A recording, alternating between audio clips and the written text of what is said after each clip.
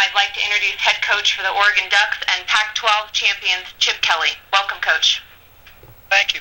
I am really honored to get a chance to go back to the Rose Bowl. We had a great experience there 2 years ago. For our school to get to their third BCS game in 3 years, I think just says a lot about the guys who got in our program and how hard they play, and I'm real proud that we get an opportunity to represent our school against an outstanding Wisconsin team. I don't get to watch a lot of college football because we're playing, but I watched the whole game last night against Michigan State. That was one for the ages. It was a great college football game to watch, and just to see how hard the kids from Wisconsin can make plays all over the field. I think it's going to be a great game. We're excited to be a part of it. Great. Thank you, Coach. Next up, I'd like to introduce the head coach for the Wisconsin Badgers and Big Ten champions, Bret Bielema. Coach, welcome. Thank you, Gina. Very excited to be a part of the Rose Bowl for 2 years back-to-back and have an opportunity to play Oregon. Chip Kelly is one of the good guys in the world of college football. I'm very excited to compete in the game against him.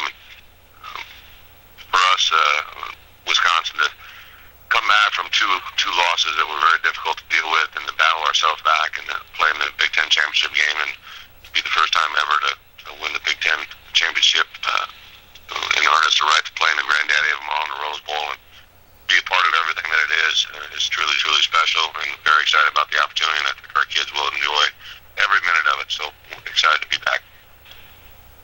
This is Jeff Patricus from the Journal-Sentinel. This is for Bret. Bret, I don't know if you've had any opportunity to even see much of Oregon to this point, but if you have, when you look at that offense, what's your initial gut reaction about trying to defend it? Well, obviously, because of the exposure that Oregon has had over the last couple of years, playing 3 straight BCS games, I've watched them quite a bit, and a tremendous challenge, obviously fast-paced. It's kind of the great thing about this bowl game matchup is it's kind of like the direct opposites of offensive philosophy. Obviously, Chip and Oregon like to score at a very rapid rate.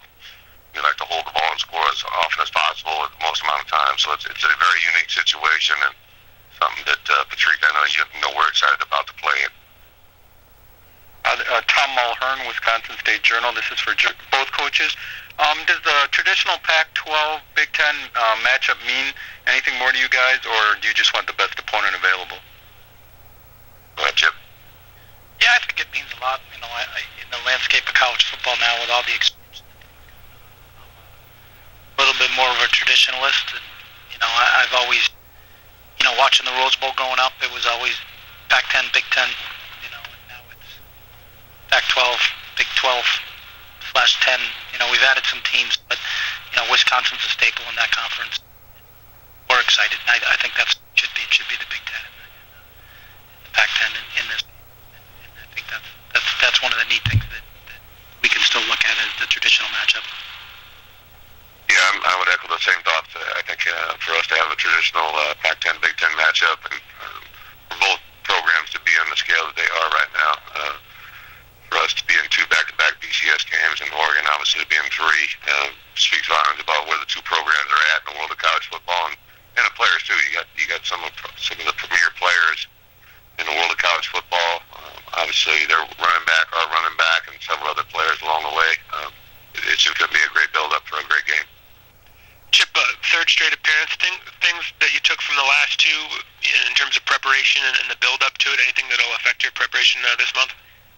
Yeah, we look at everything, Rob, as we get moving here and what we've done good in the past years and what we think we can improve on. And, I think that's the process for anybody. And you're never going to be the same. I think you got to look. We take a long, hard look at everything we do and kind of say, hey, we really like how we did this. I think the fact that there's a core group of guys that have been with us for the last 2, I think they'll set the tone for the how we're supposed to approach this. Hi, Coach Kelly. This is Jay Allen at 750 The Game. Can you just give us your thoughts on what you saw from Wilson and Ball last night and just your general feelings about Wisconsin's offense? It's actually really fun to watch. And will say this, I think Russell Wilson's the best receiving quarterback in the country. He's got a couple catches on the season. Monty Ball, not only can he score 38 touchdowns and run all over the place and catch the ball out of the backfield, but the ball he threw on the halfback throwback was an unbelievable pass. I think between Wilson and Ball and Toon, Abadaris, Duckworth, and their tight end, they've got a lot of weapons. And it's not just, I think, the mistake. I think people would look if you'd say it's a big, strong offensive line that runs the ball. I think with the complement of Russell, and I've been a huge fan of Russell when he was at NC State, and obviously, watching what he did in his first year, his only year at Wisconsin, going for almost 73% completion, 31 touchdowns, 3 interceptions. I think you're playing arguably against the best quarterback, running back combination in college football right now. So it's fun to watch him on tape, and hopefully it won't be as fun when we see him in person. But I know it's going to be a battle trying to shut those guys down. Yeah, this is Jeff Patricus from the Journal-Sentinel again. This is for Chip. Chip, I think a lot of the casual college football fan knows a lot of you guys on your offense, but they probably don't know some of the guys on your defense. But I know Rick Neuheisel was very complimentary of them, what they can do, forcing turnovers and things like that. And I'm just curious, what do you think has been the key to your defense helping out your offense, getting the ball back and getting them going? I think it's probably the same thing that Brett goes through. I think both of us get notoriety for what we do offensively, but you don't win championships unless you have a great defense. And I think both schools do. And for our guys on our defensive side of the ball, we've got depth, and we can play 4 or 5 linebackers. We can play 8 defensive linemen. We play a lot of guys in the secondary.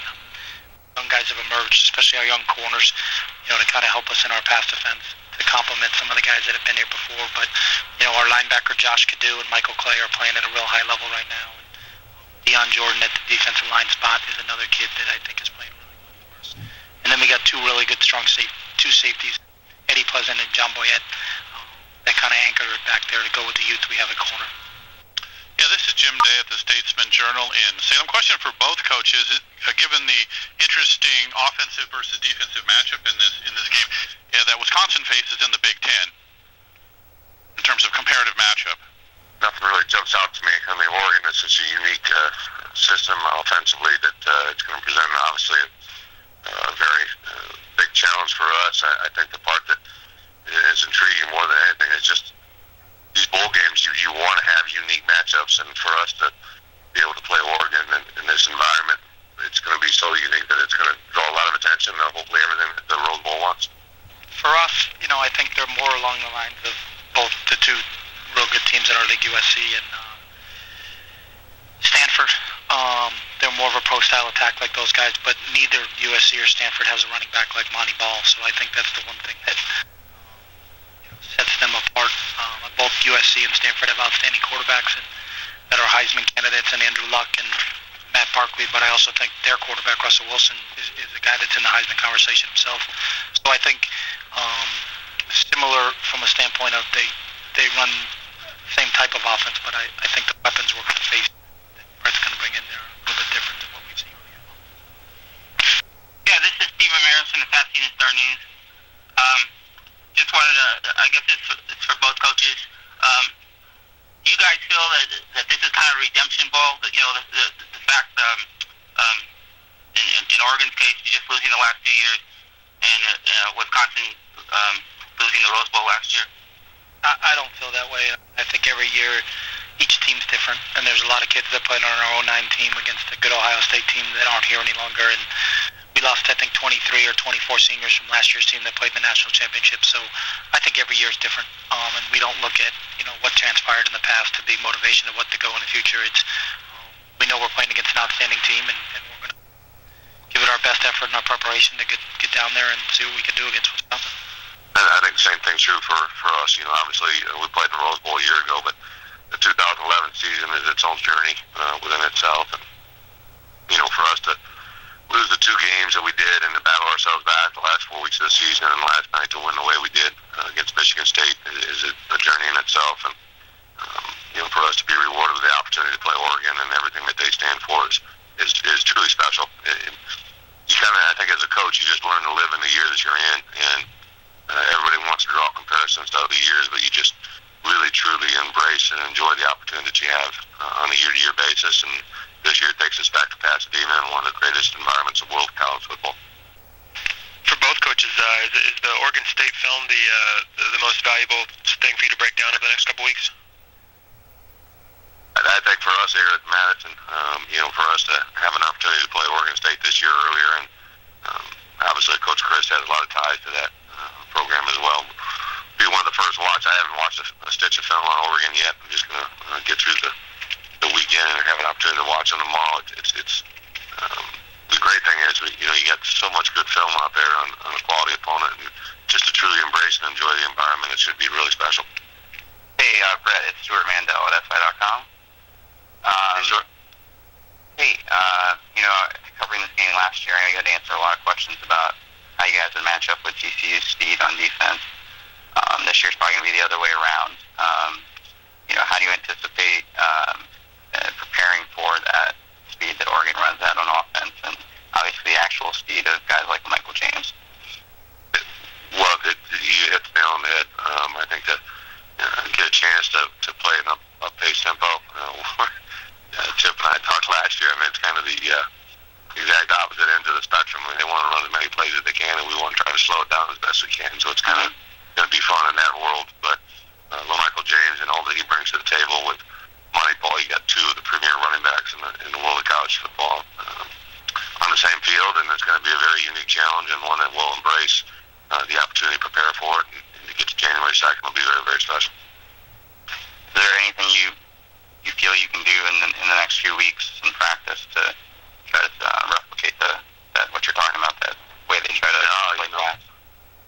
We already got our student managers working on the pop-up cards and the face cards on the sidelines, so our kids can look to that, get the same feel for what Oregon does, and we'll probably have a couple different scout teams trying to replicate the speed that Oregon's offense will come at you and try to simulate the tempo, but it's going to be a very unique experience and one that our guys are going to be very locked into. Coach Bielema, can you, for those of us out here in Oregon, can you kind of take us through the circumstances that led to Russell Wilson's transfer and then kind of what he's obviously meant to the team this year? Yeah, we had a kind of a unique situation here at Madison. We actually had our two most experienced and veteran quarterbacks. Kurt Phillips, who's from Tennessee. Kurt is on his rehab of his third ACL surgery, and John Budmeyer, unfortunately, has gone through some nerve damage in his throwing arm, so that took those guys out of the season. Russell reached out to us. He's a guy that played at NC State for 3 years and had the opportunity, because he graduated early, to dive into the world of fifth-year senior transfer quarterbacks, and when his facts came across my desk, it kind of intrigued me a little bit. I reached out to him, and as you guys get to know him during the next month, he's an exceptional human being. He's a great quarterback, great player.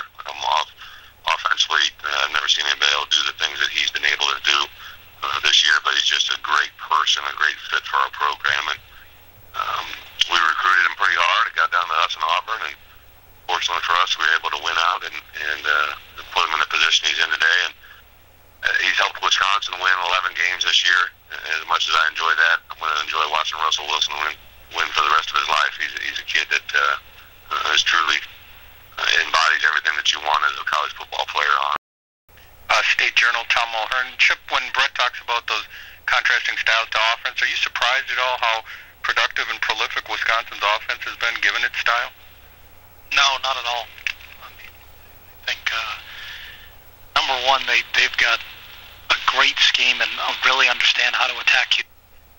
Will make you pay for not being sound defensively. If you want to try to gang up and stop their running game with Monty Ball, then they're putting the ball in Russell's hands and throwing to Toon and those other guys. And usually when you play a team, you're hoping that they're one-dimensional, so it makes it easy for you. You just have to defend the pass or just have to defend the run. But a team that's multi-dimensional like Wisconsin really presents the ultimate problems for you on the defensive side. So I'm not surprised at all. And you kind of follow scores when you're during the year when it just seems like it's a pinball numbers sometimes when you're watching Wisconsin games.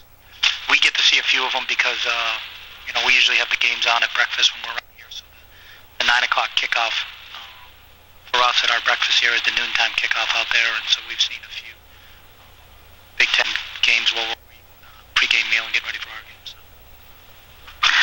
Coach Kelly and Coach Bielema, we appreciate your time, and on behalf of our president, Rick Jackson, our executive director, Bill Flynn, and the entire Tournament of Roses staff and volunteers, we congratulate you both and look forward to an outstanding matchup here in Pasadena on January 2nd.